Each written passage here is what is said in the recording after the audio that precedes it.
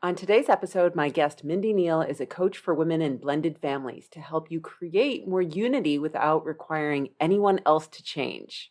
That sounds amazing. And honestly, as we were talking, I was thinking the entire time, this is a conversation that I think everyone should be listening to. So tune into today's episode to be blown away by Mindy and how you can create more connection and closeness in your family. You are listening to the Done with Dieting podcast, the podcast for women in midlife who are done with dieting but still want to lose weight and feel good in your clothes. You know that diets don't work long term, but you feel like there's this secret that everyone else knows that you just haven't figured out yet. I am your host, Elizabeth Sherman, and I've helped hundreds of women get off the diet roller coaster, change their relationship with food, exercise, and their bodies. Through this podcast, my goal is to help you too. Welcome. Let's get started. Hey there, everyone. Welcome to today's podcast, episode number 61. Today, I'm interviewing Mindy Neal, who is a life coach who helps her clients overcome the challenges that go along with combining two families together. As we started talking about it, it became obvious that when folks decide to get married for a second time, it's not just about the couple getting married anymore. All of a sudden, there are so many more personalities involved, which creates a unique set of circumstances and challenges. But I don't want to give away too much, because whether you're in a blended family or not, I think that what Mindy shares in this interview is so incredibly valuable for anyone who struggles with all of the dissatisfaction and frustration that can come along with living with other people. So tune in. All right, everyone, welcome Mindy Neal to our show. Welcome, Mindy. Thank you for having me. Me too. So first, Mindy, tell us all about you. Who are you? Who do you help? Just tell us all the things. Yeah. So I'm Mindy Neal, as you said. I help women who are blending families because I got divorced and that was traumatic. And then I was single and I would say an adventure. And I thought I was in this great place and I got remarried and I had no idea how hard blending families would be. Like it did not meet any of my expectations. And my expectations were probably actually the problem because reality did not match, caused me a lot of pain. I didn't know what coaching was back then. And so hubby and I were going to therapy and it wasn't really helping very much. I told my therapist I was drowning in pain. It was so miserable. And I thought for sure that I was either going to have to settle for a marriage and family that I didn't really want to be in, or I was going to get divorced again after I didn't even plan on getting divorced ever. So I was just in a really bad place. And I found coaching and it changed everything for me. So my blended family still looks pretty much the same, as in my husband still does all the same things. My stepkids do the same things. His ex-wife still does the same thing. My ex still does the same thing. And it's like a totally different experience. Everything is different and absolutely nothing is different. And because of that, I really want to help other women do this because when I get into Facebook groups for stepmoms or blended family support or whatever, I see so many women out there struggling and they don't know how to do it. And it's not their fault because nobody ever taught us how to do it. And so that's my mission. 70% of blended family marriages end in divorce. And I'm on a mission to help change that. If you are in a blended family and you do not want to get divorced, there is a way, I promise. So that's what I help women do. Well, it's so funny that you say it that way. And what I mean is that I'm divorced. I don't have children. My current husband does not have children. And when we got married, I remember everyone telling me, oh, you know that second marriages don't work. Mm-hmm. Why would someone say that to someone who's getting married? I'm not sure, but it was so interesting. And I was like, well, but I think that that's different for people who don't have kids, because when we add more personalities to the relationship or to the dynamic, then of course it's going to make things more difficult, right? Yeah, because we have all these kids. So it's their relationships with each other, their relationships to their step parents. And then we also have other parents in the mix who are always wanting to have a say of what's going on in our family. And it is, like you say, a lot of personalities. I think that is what makes it so complicated. So we really focus on relationships. Like it's all about relationships. Yeah. And when I was thinking about what are the struggles that many blended families probably have, when you're getting married, you're just thinking about the two of you, right?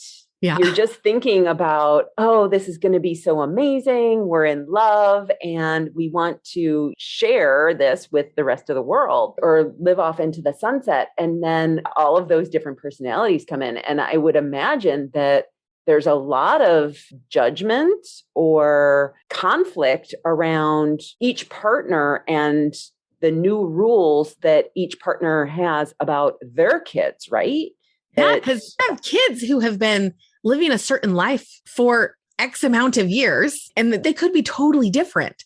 So in this family, maybe video games are limited to 1 hour a day. And in this family, they are completely unlimited. You can play any game you want for as long as you want. And you have to bring those together.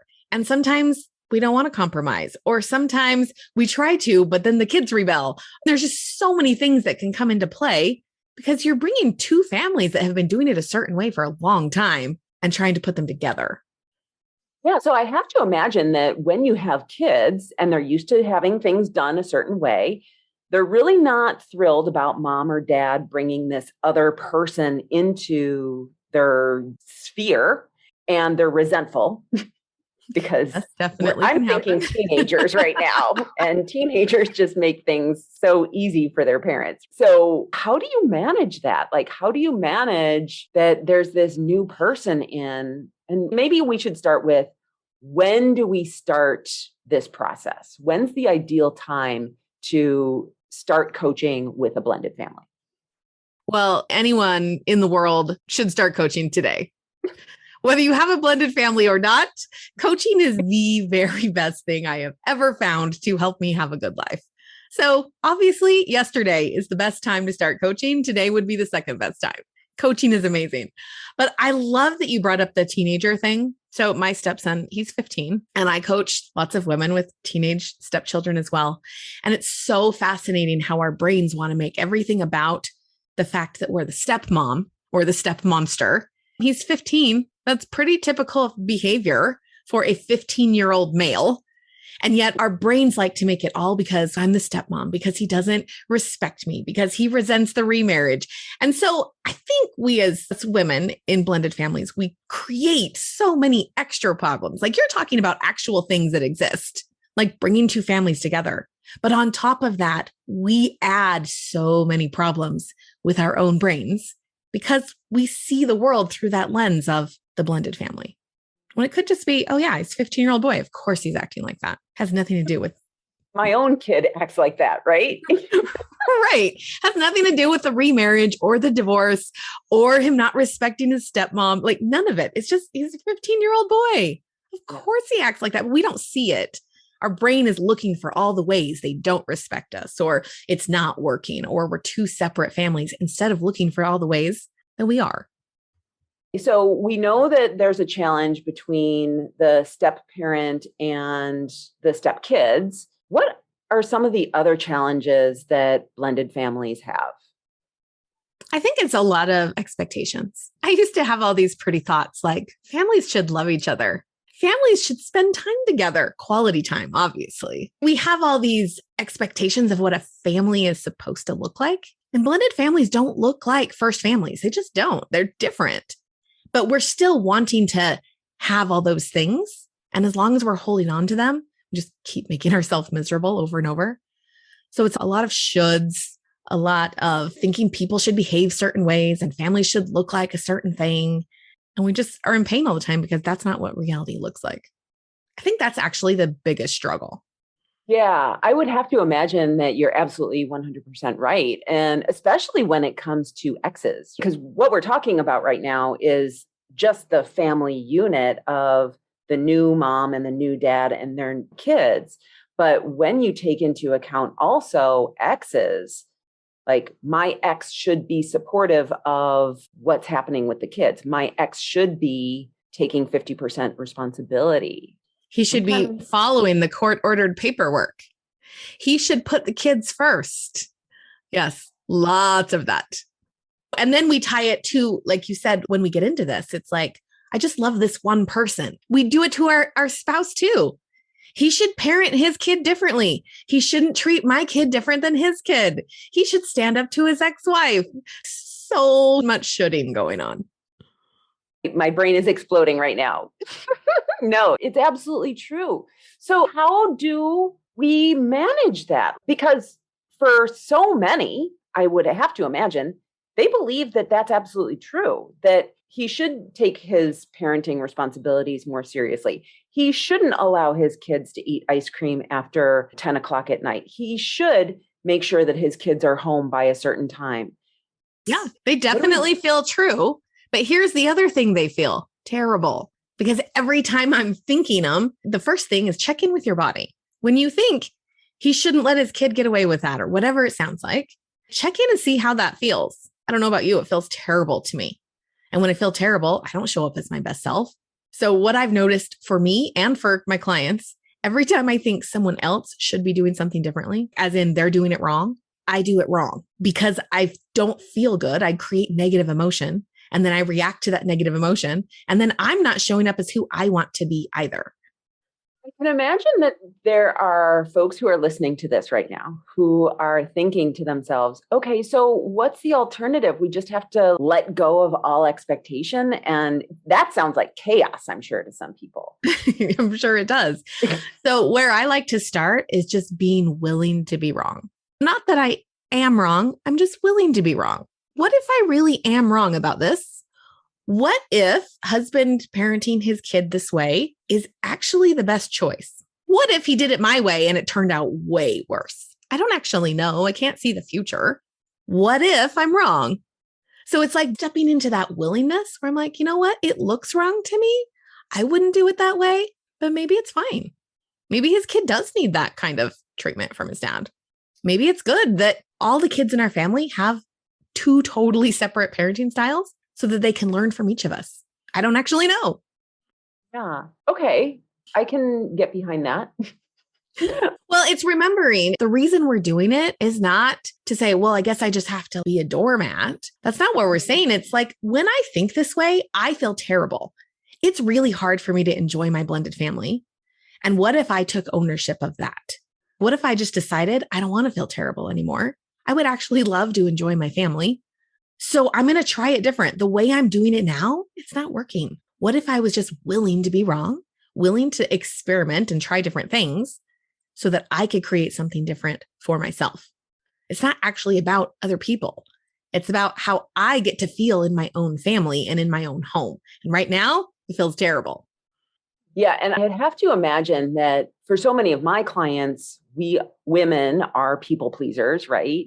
And when we're trying to people please our partner and trying to people please our new mother-in-law and our ex-spouse that we're just pissed at for whatever reason, and that anger and resentment and all of that just bubbles up. And what happens is we just create this anger monster that just blows up all over the place. And what's making me think about that is when you said being a doormat, because I think that so many of us believe that in order to keep the peace, we have to be a doormat. We have to allow everyone else to do what it is that they want to do and that our feelings don't matter.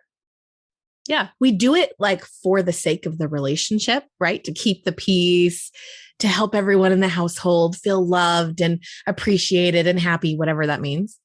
But when we create that resentment is toxic to relationships. So it's like we tell ourselves we're doing it for the relationship and then we poison the relationship because resentment does not help relationships. It's terrible for relationships. So the people pleasing doesn't work. It's a lie our brain tells us and it never gets us where we want to go. So yeah, like all of that resentment that we have when it comes to our relationships can really take an impact on our health. What are some of the things that you see your clients coming to you with that are health related, that are really fueled by this trauma, or it's not trauma, but fueled by this situation in their home?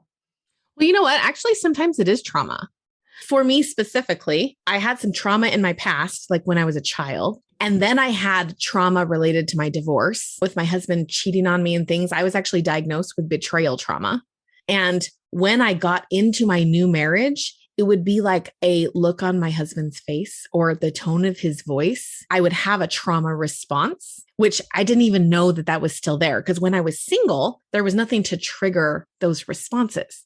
It was like a response that was tied to my first husband, which I didn't even know that was going on. And so actually, when you say trauma, there actually is a lot of trauma in blended families that hasn't come to the surface before. It's like that remarriage kind of triggers things. And most women don't even know, if they haven't done this work, they don't actually realize it's a trauma response either. And so they find themselves reacting in ways that they would call crazy or dramatic, or maybe their husband is actually telling them that. They don't even realize it's because they're having a trauma response. That is fascinating. Tell me more. Seriously, Well, I have never thought about this. This is so cool. yeah. So this is because I'm constantly doing my own work as a life coach. It was like slowing down those moments. Why? What was the trigger? And why did I feel that visceral response in my body? Because as life coaches, we're always telling our client, hey, these exact words, they're neutral. They're just letters strung together in a sentence. They have no charge. They have no power. They do not create emotion. And yet, when my husband would say words, it didn't feel like there was a thought in between. It was like my body reacted. And so I had to slow down those moments and from a place of compassion and love and curiosity. What is it? Oh, this is the trigger. It's this exact look on his face. I'm guessing my ex-husband had a look very much like this. It's this exact tone of his voice. Again, tied to ex-husband's tone of voice. It's like my body, what happens in a trauma response is my brain will say, I'm not safe. Now, I don't notice that sentence. It's subconscious in my survival system, but I'm not safe. So there still is a thought, and then my body responds. And so once I recognized it, I slowed it down enough. That was when I was able to start changing it so that I could show up in my marriage the way I wanted to, because this has nothing to do with my husband. Right. It's not his words. It's not even his facial expressions or his tone of voice. It's something that has nothing to do with him. And if it's not his fault, it's like taking all that responsibility back on myself and saying, I can change this if I want to. So every time I would have like a trauma response, the thing I found the most helpful was to just pour love onto myself. Don't judge myself for it. Don't react. This is a trauma response. My brain thinks I'm not safe. It's okay. My body is reacting, and loving on myself in that moment. Of course I am. Look at the things that I've been through. Nothing has gone wrong here. And now I'm able to just show up in those scenarios as my best self because I've slowed it down, I've studied it, and I've practiced. I love what you said there, because I think that, first of all, it drives me nuts when women are described as crazy, right? Mm-hmm. It just, men aren't described as crazy, only women are. And it totally makes sense that, I don't want to say a lack of understanding, but it is a lack of understanding of what preceded you, that what happened in this current event, she didn't respond in kind to the severity of this event. She went off. And divorces are very traumatic. Yeah. Like, what happens in a divorce, even in a peaceful divorce, when both parties in the marriage want to make it an amicable divorce, it's still really emotional. And so to imagine that something would happen that would cause the future, and when you were single, of course you didn't have that because it wasn't a partnership. That was so brilliant. Yeah. So it's okay if you get into a remarriage and you thought you were in one place and you're not. It's okay, because none of that was triggered. And that's just an opportunity to do more work on me so that I can up level and grow. Like, thank heavens my husband is here to trigger those things for me. In fact, my husband, bless his heart, does not love me the way I want to be loved all the time. And that's the best thing ever, because I have had to learn how to love myself on a totally different level. It's the same thing. It's like our spouses are not there to fill all our needs and make sure that we're whole. That is our job. So if he was doing that for me all the time and I just felt loved and adored every second of the day, I wouldn't have to do that work for myself. And it is my job. Loving yourself will take you to levels you never even imagined in your life if you can learn how to do that. And so again, it's like, thank heavens he's here doing it wrong and screwing it up so that I can actually grow into the person I have the potential of being. And that just goes directly back. For those of you who can't see the video, which is all of you, I'm sitting here laughing because I can imagine that most of us are like, wait a minute, I have to thank my husband for not loving me the way that I want him to love me. Wait a minute, what is happening here? This lady is just sharing so many truth bombs here. You don't have to actually say the words to your husband. I don't know that I've said them to him, but sometimes I think it. I'm like, you know what? This is good for me. It really does challenge me to learn how to love myself. And that is so much more important. That helps with my food choices, and it helps when I go after goals, and it helps when I fail at something. My relationship with myself is the foundation of everything. And if he was really loving me all the time the way I wanted him to, I wouldn't have to do that work. Well, and when you're relying on your partner to provide you with the validation that you need, they're not going to be able to do that 100% of the time. So, of course, we need to do our own self-validation, self-acceptance, self-love, so that we're not looking at other people, because going back to expectations, what you were talking about before, people aren't going to do it right. They're not going to do it to our level of specification. Almost never. Just how it works. People don't do it the way we want. If I could teach you how to make your husband or your stepkids or whoever do it the way you wanted, I totally would. But they don't. And it's never going to happen. So as long as we keep thinking it should be different, it's like banging your head into a wall over and over and over. And the wall, it's fine. Like we're talking a brick wall here. The brick wall is like laughing at you. And in the meantime, you have blood streaming down your face. And that is what we're doing when we fight those expectations, fight reality. It's like, we're in pain and nothing has changed at all. Yeah. Well, and I would have to imagine that for many folks who are in blended families, they really don't see a way out. That just like you, they really only know of marriage counseling. That's the problem. Right. So we would go to therapy and we really did do that exercise where it's like, okay, what are your needs? How can you do better at filling each other's needs? And we can do that with the therapist. And then we come home and my husband still sucks at filling my needs. And let's be honest, I probably suck at filling his sometimes too. We are not the best person to fill someone else's needs. They are. So that's true for us. We are the very best person to do that. So yeah, we'd go to therapy. Didn't work. I mean, it was probably more helpful than not going at all, but it was not moving us forward. I was drowning. I did not know what to do. Oh. And so coaching is what brought you around to saving your marriage? Yeah. In fact, if you meet my husband, if he's talking about me, like when you're just meeting someone, like, what do you do? What does your wife do? He will say, I've heard him say this many times, my wife's a life coach so she can stay married to me. That's full on true. And I just laugh. I'm like, yep, that's absolutely true.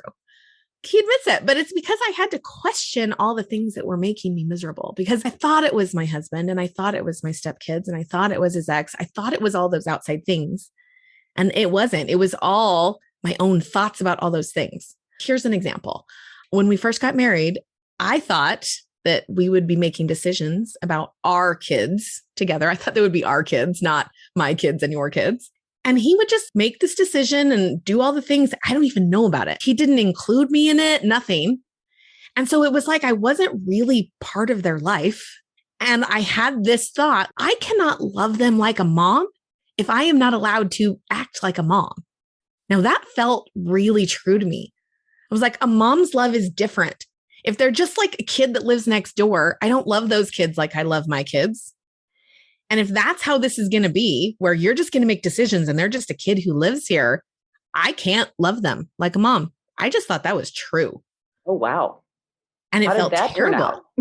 So coaching is what helped me see that's totally made up. Why can't you love them like a mom? I can love anyone I want to for any reason I want to, or no reason at all. I can love someone just because I decide to.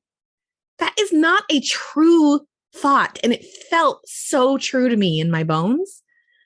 And that is what coaching does, is it takes these things that feel like facts, like the sun rises in the morning and I can't love these kids because of my husband and how he's setting this up. It feels like a fact. And coaching goes in and dissects it and helps us look at it and go, wait a minute, maybe that's not true at all. Maybe that's made up. Maybe I can love them just because I want to. Yeah. It's like stepping into this world where, are you sure? Are we allowed to do that? Is that like real?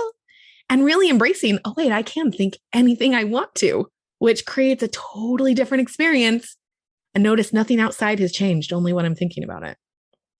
And I can only imagine how many sleepless nights you had, like waking up at 3:00 in the morning and ruminating on this and not getting good sleep. It never stopped. My husband's over there like snoring logs. And I'm like, how is he sleeping? Yes, all the time. It was like going through my head constantly. Everything has gone wrong. This is not how it should be. This is terrible. I'm never going to have what I want, because I didn't know that it was my own brain creating all of it. Yeah. I hear you saying it, and I totally 100% understand it because I'm a coach, but I can only imagine that from the listener point of view, that they are really confused. Like, how do you just change your thoughts?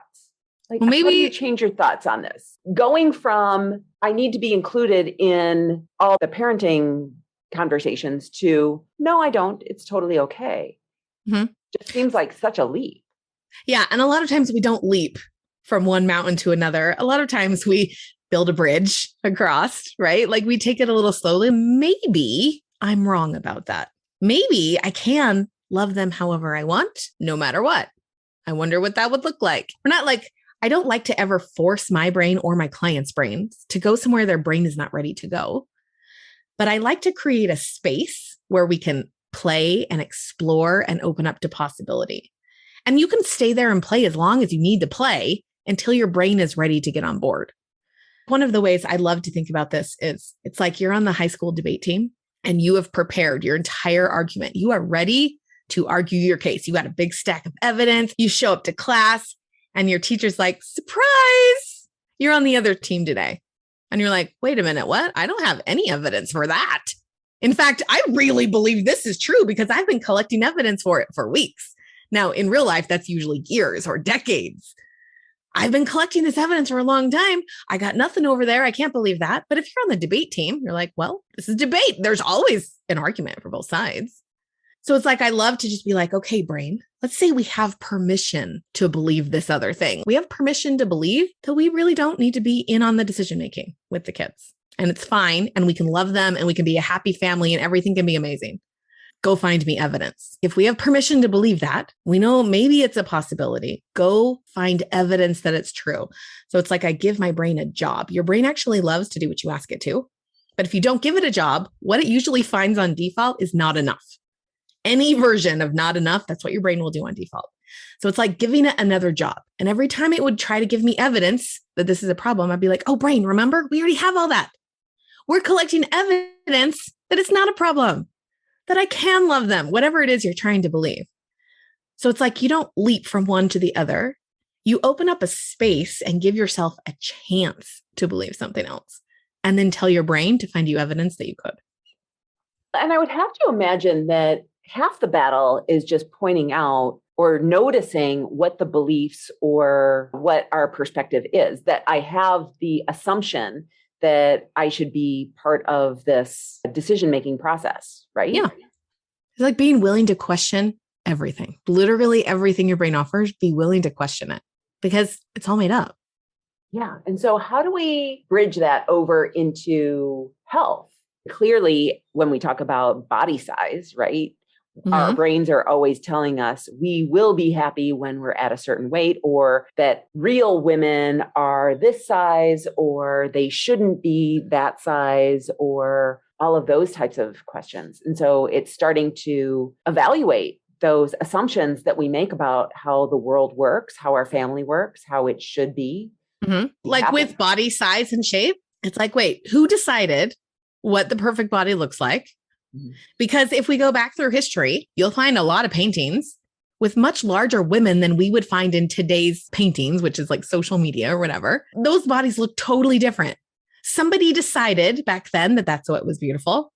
And somebody new has decided that today. Who? Probably some like 16-year-old trendsetter that doesn't know anything about life, who usually sets trends. Who decided what a beautiful body looks like? So when you just step into that place of like, oh, maybe it is made up. Now, it's okay that our brain thinks otherwise because our brain has been given one message over and over and over and over and over. It's a very deep neural pathway, but that doesn't mean it's not made up.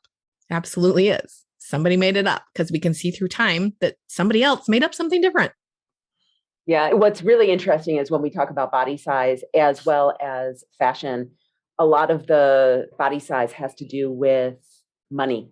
And earlier in time, the rich ate a lot, and that's what gave them the larger body size. And today, what gives us a smaller body size is exercise. And so you see that the more muscly physique look is more in style. And yeah, so it all has to do with money and the elite. Totally made up, probably by someone in that category. Yeah. Doesn't make it real. Just means someone who has influence made something up and we all just believed it. Yeah. So that's true with body size. It's true with what a family should look like. It's true with how a partnership should operate as a partnership. Like all of it. It's all made up. Well, and it's so funny to even talk about, to bring in another topic, which is money, and how I'm sure money plays into the dynamics of a blended family, right? In my first marriage, we had a shared checking account. In my current marriage, we have separate checking accounts. And it's interesting when I talk to other people and it somehow comes up. No one definitely asks about it, but when it comes up, they're like, oh, really? That's so interesting. Why do you do that? But it just works for us. And no one says what is the right way. It's just what works for you. And yes, and all the rules away. That is the key to a successful blended family as well. The right way is the way that works for our family with all of the components and all the personalities and all the players. The right way is just the way that works for us. It doesn't matter if it looks like anybody else's way. You really do get to decide, hey, this works for me. Let's do this. This feels amazing. Let's do this. Doesn't matter what anyone else thinks. As you're talking, it's making me think about how many families actually sit down and really talk about their mission statement or their values or whatever it is that binds them together as a family. I know that when I got married the first time, I was Catholic. And so I went through the pre-Cana, and that did it to some degree. They brought up topics like insurance and things like that, but it really didn't set a mission for what we wanted to do as a family together. And I think that could be so important when we're talking about not only blended families, but just families and marriages from the start. Do you do any of that work with your clients? I haven't. And here's what's interesting as you're saying that. I did do this with my family. And we have it up on the wall and everything.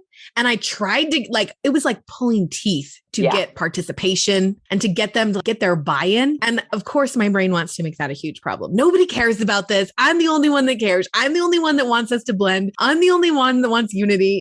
This is what our brains do. But here's the awesome thing is I can look at that.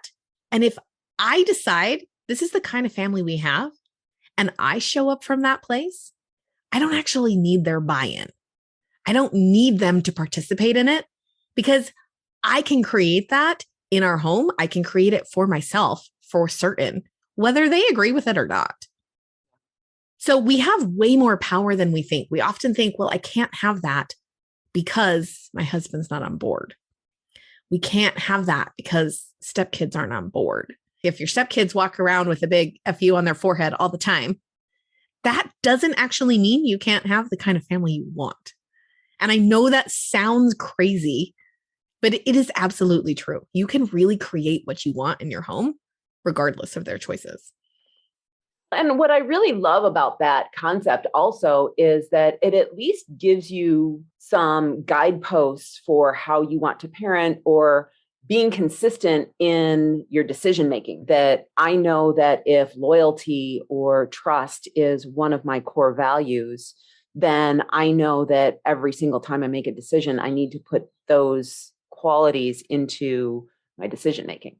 Yeah. And that is work I do with my clients all the time. It's deciding what kind of mom do I want to be? What kind of wife do I want to be? What kind of stepmom do I want to be? What kind of ex-wife do I want to be? Deciding on purpose and then just showing up as that person and letting it be enough. rather than trying to, when we're talking about people pleasing, there's like lots of walking on eggshells in blended families. I don't know what my role is. I don't know who they want me to be.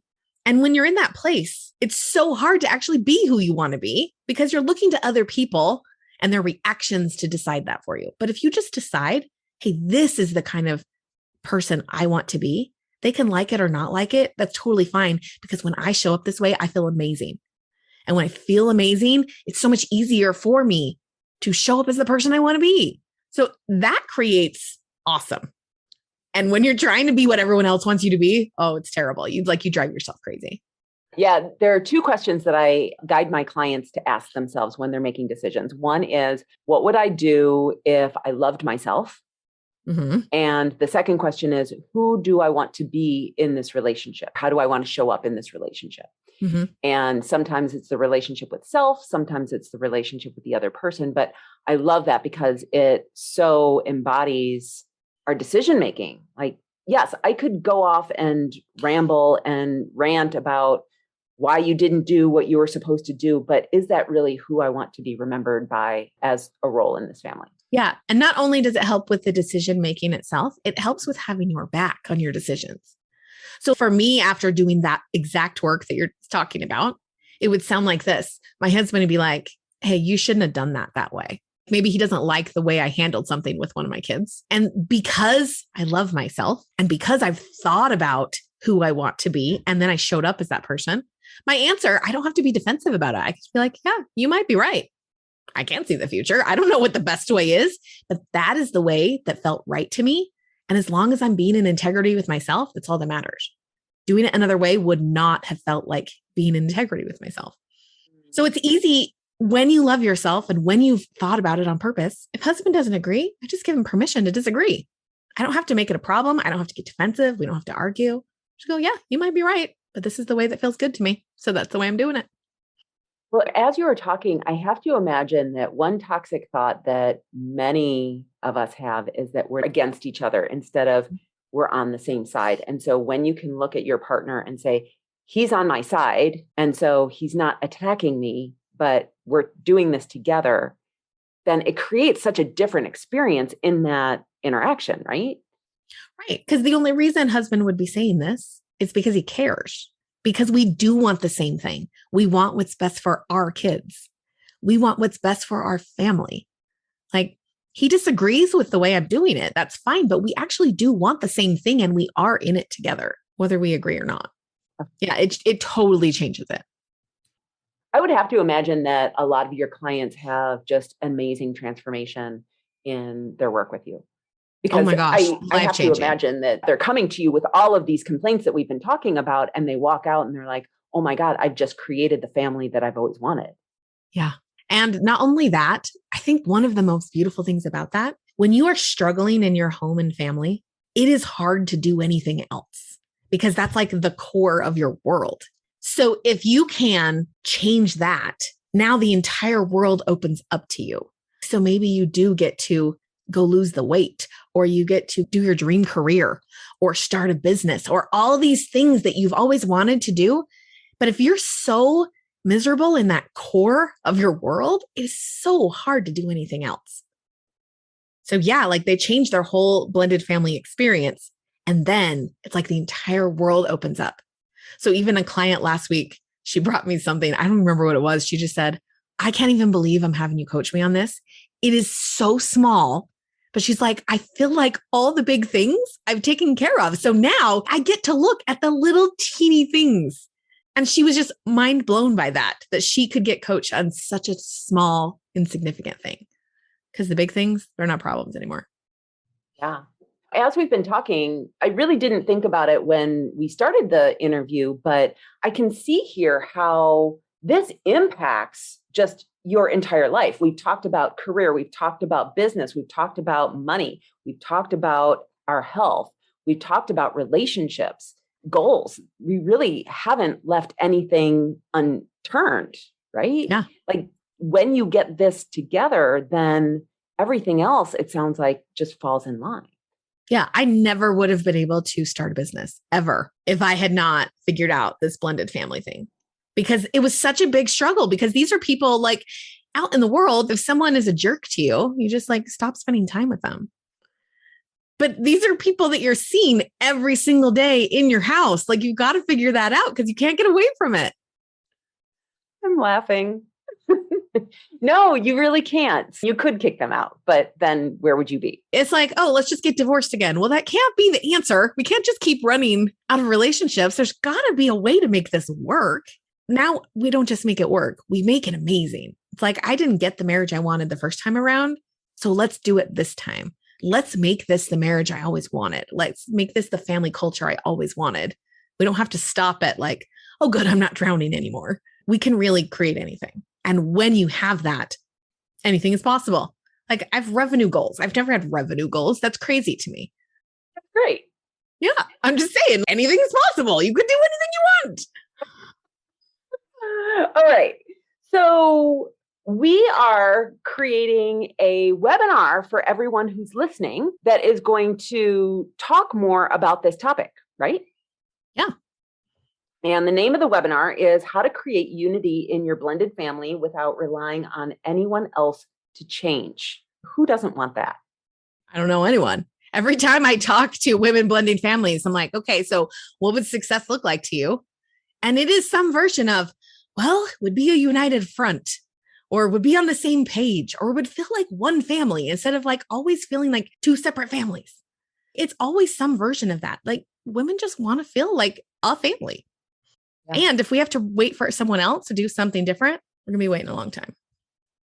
As you're talking, it's just making me realize how little support and knowledge there is before people walk down the aisle with their second marriages of how to make this successful. And so this just seems like a no-brainer to me. Yeah, I couldn't find any help out there, either before we got married or after. It's like all geared towards first families and first marriages, which don't have the same dynamics. Yeah. It's not teaching you all of these new issues you're going to have. No one's teaching what to do with them. Yeah. Brilliant. So the webinar is on March 22nd. It's at 1 p.m. Eastern Time, 12 Central, 11 a.m. Mountain Time. And I should back up and say March 22nd, 2022. So if you are listening to this after the fact, you'll still be able to watch the webinar. And what you want to do is you want to go to blendedfamilyunity.com/Elizabeth Sherman, right? Yep. Awesome. So tell us more about how people can work with you, Mindy, and just more about where they can follow you and learn more. Yeah. So you'll get a lot of that in our webinar that we're doing. And if in the meantime, you can just go follow me on Instagram at Mindy Neal Coaching, and that'll give you a really good idea and a place to contact me if you want to. Yeah. Awesome. So thank you so much for being here today. This has been just so enlightening and just so great. I've learned so much from you. Yeah. Thank you for having me. It's a pleasure. I just want to help as many of those women out there as I can find.